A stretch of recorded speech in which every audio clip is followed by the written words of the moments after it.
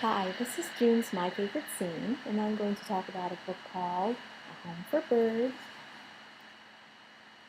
by the same author of A Sick Day for Amos McGee, which I happen to be really fond of too. I just think that this book is just a little bit better.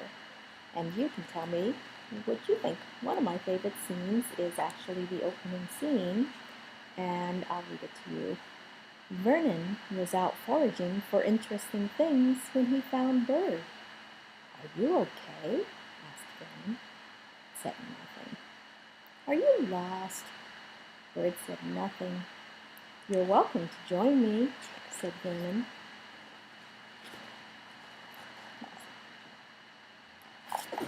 Really cute drawings.